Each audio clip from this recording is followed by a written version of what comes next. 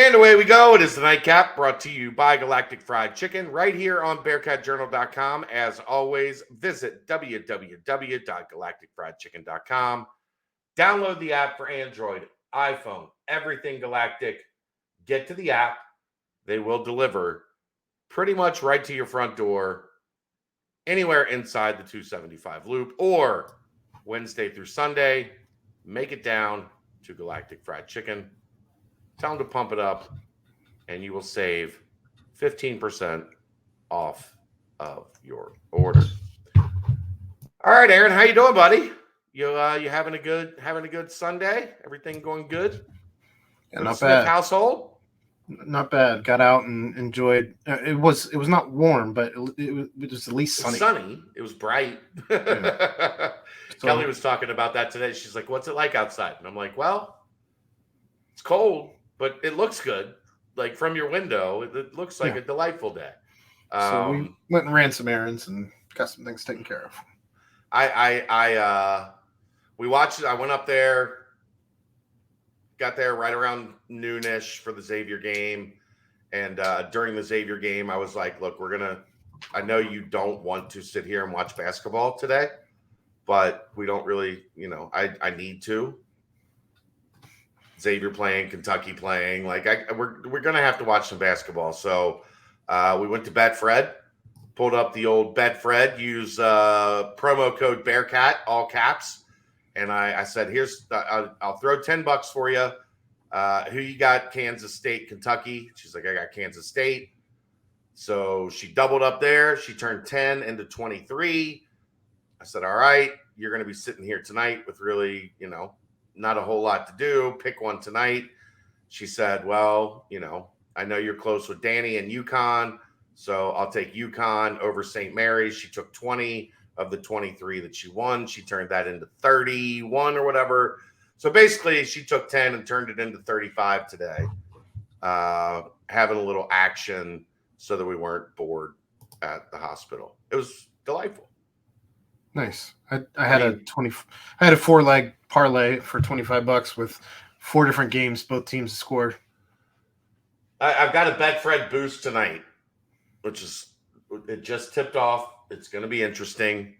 I've got Gonzaga money line and over 155.5.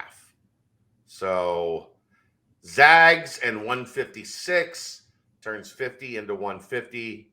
It was boosted from 180 to I think 210. Yeah, I put 5 on. I put 5 on that, so I'll get 1550. You should get 155. So yeah. So let's go. Look, I'm up $200 in Betfred. I have no issues with my $5 gambles. I started with 100 on Betfred. We're up around 400. So we're just doing little stuff that at times can make the day go by a little faster as we're at Good Sam and trying to get Kelly out of the hospital. It's been a nice distraction. So thank you, Betfred. And you should all download the app, use the code Bearcat, all caps, and make a play. If you make a play, you're supporting us, you're supporting Aaron, you're supporting Reagan, you're supporting Brent, the whole crew. So there you go. Not a ton of UC stuff to talk about tonight. So we're just going to kind of gloss over what's happening as we are 3 games away from the Sweet 16. A barn burner between Florida Atlantic and Fairleigh Dickinson. That's been maybe the funnest game of the tournament to watch. I know you've been out and about, so you haven't had a chance to really dig in yet. TCU, like Gonzaga, just getting started, like I said. And then Miami and IU 40-35 at halftime. So there's the 3 final pieces of the Sweet 16 puzzle ready to go. 13 of the teams in. Aaron, I think there's something interesting to say about the Big 12. Okay. The Big 12 was the best conference in America this year. A lot of that strength was because the Big 12 had a lot of really good teams. But much like college basketball, there weren't any great teams in the Big 12. And now when you look at the Sweet 16, Baylor's out. They lost to Creighton. Mm-hmm. And Kansas State beat Kentucky, so they move on. TCU, Gonzaga are going right now. Texas moves on to play Xavier. And future Big 12 Houston is moving on as well. To play the but this winner has of not Miami, been this has not been a dominant performance by the conference in the NCAA tournament in comparison to how well the conference performed in the regular season. And I know people are panicked, but what we have seen from this UC team since November, and especially since January, have there been bumps in the road? Yes. Have there been things that have driven a fan base crazy, which is what happens with almost every team as you are in the weeds with every little specific detail, and having shows like this where we break down everything after every game, and people get so caught up in the minutia of what they're watching. Cincinnati can compete in the Big 12 right away. I'm going to just go ahead and say it. I think this roster, as currently constructed, when you look at what is going to change for next year, they can compete in the Big 12. Do I think they're going to be at the top of the Big 12? No, I don't. Do I think they can be in a position to win 7, 8, 9 conference games? Yeah, I do. And you know what 7 or 8 or 9 conference wins get you? At least get you a bubble. trip to the NCAA tournament. At the very least, minimum in the bubble. Yeah. So I know everybody's panicking, but if you've watched this entire 4 days, you've seen what is a really good conference with really good players, but not something that's overwhelming. The Big East was overwhelming, dude. Like Syracuse and Pitt and Villanova and UConn and go down the line. The Big East was overwhelming when UC joined. Go back to the MTE in Hawaii, where Cincinnati made it a game with Arizona. Arizona finishing 28-6 in the best conference in the country. No, and Arizona's in the Pac-12 still. They haven't joined the Big 12 yet. Sorry. Just saying. They finished second in the Pac-12. They were right there with UCLA as the 2 best teams in the Pac-12. But I guess my point is, I mean, they were hanging with a really good school, 28-6, and I don't. And you're in Hawaii where there's plenty of distractions, and you're trying to make a mark, and Cincinnati hung. I don't know if you're able to bring back Landers Nolly, if you're able to plug and play John Newman next year, and you bring in Day-Day, and you bring in Jizzle James, and you bring in at least 1, if not 2 more bigs in the transfer portal, and you have whoever from Micah, JD, Odie back. Yeah. You've got a really good team that is learning how to win and is going to be in a position to compete in this league. I'm not – everybody's scared. Everybody's nervous. I get that. But the evidence shows – you should be. Yeah, you're joining the best – you're going from the 7th or 8th best conference or whatever to the best. There's going to be anxiety. There should be anxiety. But this team is showing that they're going to be good enough. They're not going in with one hand tied behind their back. And I think that's important to note at this point. So I just wanted to start this off with that. Just some general thoughts. Alabama's the best team in this tournament. I'm not sure it's close. San Diego State, go ahead. if Alabama wins, how long before the national championship is taken away because of everything that surrounded Alabama this year? Never. No, not even remotely close. It's just They had some guys do some stupid stuff. They're not taking your title away from that. They're not. I can't get behind them, I guess. It doesn't matter if you can get behind them. They're the best team in the tournament. Like you again, we've talked about this, me and you, many times.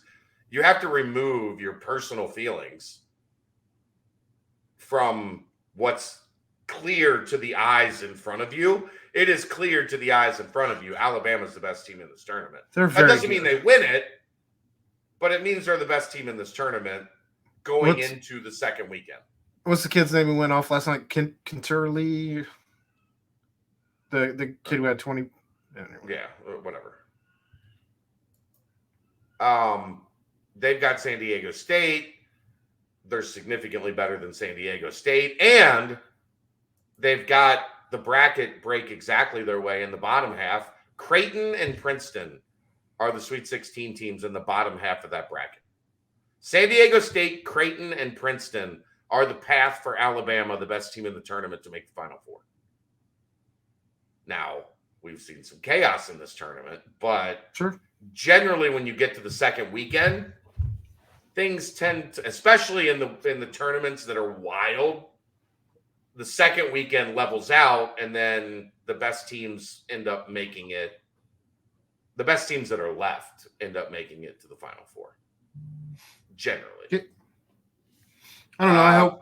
I hope chaos rules this entire thing. And hey, look, man, nobody wants Caden Pierce to make the Elite Eight and Final Four more than me. How about Princeton? How about my boy Cade and our guy Greg Pierce? Just popping a Sweet 16 in his freshman season. He had 16 rebounds last night. Aaron, did you see that? I watched it. They're Cade pretty had good. 16 rebounds. It was a career high for him, I believe. Yeah, he's a freshman. He's never had 16 rebounds. He might not have had 16 rebounds in a game in his life. Maybe we need to have Greg on this week here on the Nightcap to talk us through going and watching his son knock off a 2 seed and then make it to the Sweet 16. They dominated Missouri. That wasn't. Missouri didn't even look like they wanted to. Yeah, Missouri didn't even look like they wanted to be there. They didn't care. Like, it was a weird game. Like, it was like they were spent. But they got punked by Princeton and Alec Pierce's little brother. I'm already going to start putting the question out there. The best Pierce? Caden Pierce, the best Pierce? Oh, maybe. I love the little brother, though, of like families like that. Because that kid's been shit on his entire life, right? Just call it what it is. You have your older brother that goes and plays D1 basketball, ends up at North Carolina for his senior year. You have your middle brother that ends up at Cincinnati and then a second-round draft pick. Like, they have picked on that poor kid his whole life. For sure. And now he's kicking ass. I'm really happy for that family, man. I love that family. Yep. Creighton, a scout, one of the few, sometimes you see a kid for the first time and you just get it right because he does, Ryan Kalkbrenner, who I refer to affectionately as basketball Sheldon Cooper. Tell me he doesn't look like Sheldon Cooper. I don't know who that is. So the center for Creighton, the 7-foot, gangly, awkward, dominant watch any of the Creighton center. games. Hold on. Talk for a second. Like I said, I didn't watch any of the Creighton games, even if they were part of that 4-leg parlay that scored me like $140 today. So you just bet on it and didn't watch it. I love you. You're the best. Well, I mean, it was both teams had to score in the first 2 minutes, and it was 4 different games like that. Oh, that is a neck. Tell me that's not basketball Sheldon Cooper. That is a neck. You right. Like, this is the kid I watched in AAU. That kid right there. He's something. That is Sheldon Cooper. Like, like he's 7 foot, so not exactly, but that was why he blocked. Like, I saw him in a 16 and under game the first time I watched him. Nobody knew who he was, and he just moved weird but he blocked like 7 shots. Every kid that came to the rim, he was just like. Nice. I was like, I like him. He's weird, but I like him. He's one of the best big men in the country. So that's going to be a tough one for Princeton to deal with. Tennessee gets into the Sweet 16 over Duke. That was old school Bearcat basketball. They beat the piss out of Duke. Nobody hates to see Duke lose, so kind of like can kind of become like a weird, like, fan favorite though. In this, like, everybody was picking Duke because they were starting to get hot at the right time. There were guys that like they had bloody faces. Like their dudes got their ass kicked against Tennessee. I don't know that makes them a fan favorite. I think that people are just accustomed to Duke winning. Period. Yeah, it's fair. So if you're they start to get hot. You're right. If you're trying to win money, it's hard, as we've all been ingrained to always pick Duke to win. Same with Kentucky. Kentucky falls to Kansas State. That Kansas State team is really fun to watch. Really fun to watch. Dude, I couldn't imagine being a Kentucky fan. Me either. That's the whole statement. Finn. All right, we'll see you next time. So Kansas State, who is a team that shoots a lot of jump shots, were ice cold from 3. They're like 1 for 15 or like something crazy. And then Kansas State hits like 5 of their last 8 from 3 or 4, whatever. 3 of them being the like boom, boom, boom. Here's 9 points. Now we're up 6 in the final minute and a half, and you're dead. That's soul crushing. Like when you play great 3-point defense all game, and then they just hit 3 bombs on you down the stretch, and there's nothing you really can do about it, and now your season's over. You hate to see it. You really do. Yeah. Very unfortunate. They play Michigan State, who knocked off Marquette. Marquette was a fraud. That I didn't have a lot of faith in the Big East, just because, like, I know Marquette was like, they were okay, but they never wowed me when I watched them. And January, February, Izzo. He doesn't lose, man. He's back in the Sweet 16. Let's switch to the other side. Houston, Auburn last night. What a wild event that was. That game was impossible to decide, even watching it, who I dislike more, Kelvin Sampson or Bruce Pearl. I couldn't root for either team. I didn't want either team to win. And then I decided at the end of the game that I actually hate Kelvin Sampson more than I hate Bruce Pearl. Houston down 10 at half, dominated in the first half. Sasser and Shed in foul trouble, both of them. And Tremont Mark went off. He went for 26. It was 50 to 23 in the second half. A 27-point swing. It felt like Auburn didn't score for like 15 minutes, and I think they went to the line about 40 times in that 15 minutes that it didn't feel like they missed so many free throws. 4 field goals in the second half. Remember how despondent we were over Cincinnati having 7 field goals and a half against Houston? Auburn had 4. Can you imagine how this fan base would explode, though, if we went from the line what Auburn did in any game against Houston? Or from the floor. Ugh. Both? Either way. Yeah, both at the same time? Either way. Ugh. The team from Norwood moves on. To me, that was the most – after you watch Friday, they weren't going to play that bad offensively. 2 games in a row, they were going to blow out Pitt.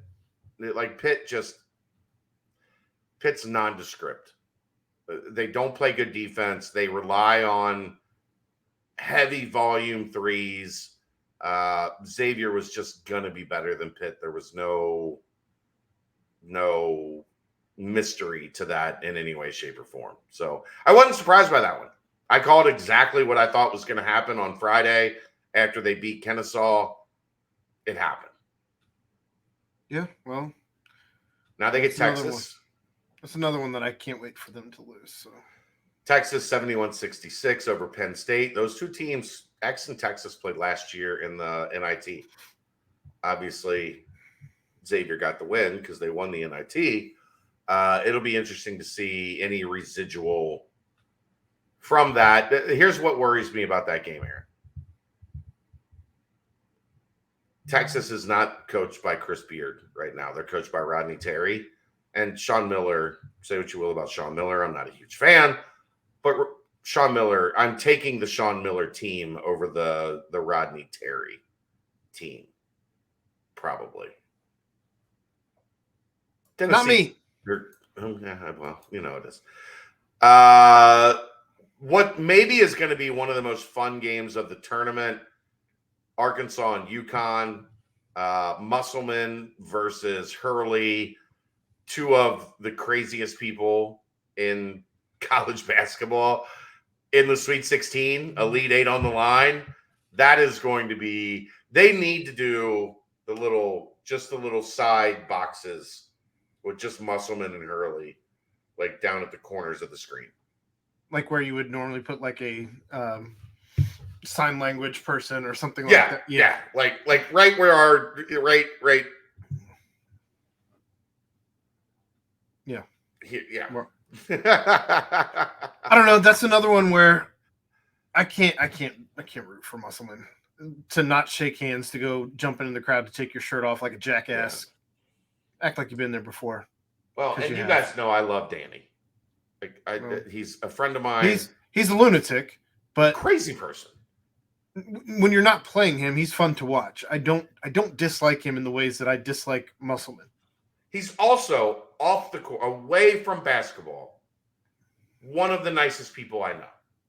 Just a genuinely good dude.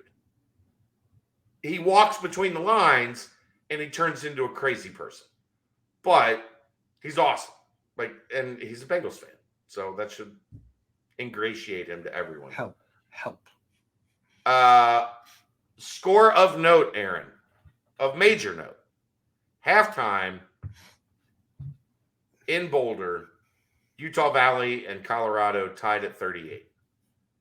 The winner will host Cincinnati probably Wednesday. I can't imagine playing the late game on Sunday that they will make one of those teams run it back Tuesday night. I'm almost certain this game is going to be Wednesday. Well, TBD. And then Mick Cronin and the Fighting UCLA Bruins are on to the Sweet 16. They will take on the winner of TCU and Gonzaga. Hopefully not another serious injury last night for Mick to David Singleton. They have had a bad run of luck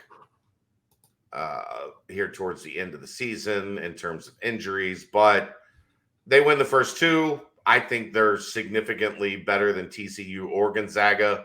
I for monetary purposes, I hope the Zags move on and score over 155.5 in this game. But wouldn't it be great to run back that epic Final Four, UCLA, Gonzaga, like one of the greatest games in the history of college basketball? I'd love to run that one back next week. I don't know. I like Tiger. Yeah. So, dude, I saw this is how old I'm getting into this bullshit. I saw Tiger play as an 8th grader. goodness. He's in his 5th year in college. I saw him at an event down just outside of Louisville, King of the Bluegrass, which has a bunch of the top high school teams in the country every year. And I saw Tiger play. At the time, he was actually the number one player in the country as an 8th grader. And that's the entire breakdown of the brackets. Some quick other notes. Jizzle James named to the 24K roster. It's the Iverson Classic is what it's been every year. Except this year, apparently. And then we were wrong on David DeJulius and his assists last night, as we discussed. I wasn't wrong. We weren't wrong. The TV broadcast. We went with the information we were given.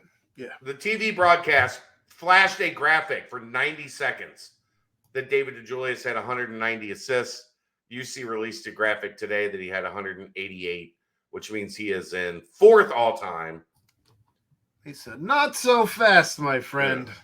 Yeah. One assist away from tying for 3rd, and 2 away from taking 3rd. And again, if he continues at his current rate and they win the NIT or play in the NIT championship game, there's a decent chance he can move into 2nd. He's not catching Oscar, but there's a decent chance he can move into 2nd. Baseball, they're on the struggle bus, bro. 2-6 road trip on the struggle bus. Yeah. Right now, I believe they're sitting at 8-12 on a four-game losing streak right now. They got a chance, though, this week, Tuesday at home against Marshall, and then Wednesday at Xavier. Yeah. Before they host the weekend against Butler, including Will Ferrell night and Anchorman mustache giveaway. Should be an interesting week for the baseball team. It should. Got to start stringing some wins, man. Got to start stringing some wins. All right, that's going to wrap it up. That's a long one, but hope you guys enjoyed. We'll see you next time. It's the Nightcap, brought to you by Galactic Fried Chicken, right here on BearcatJournal.com. See ya!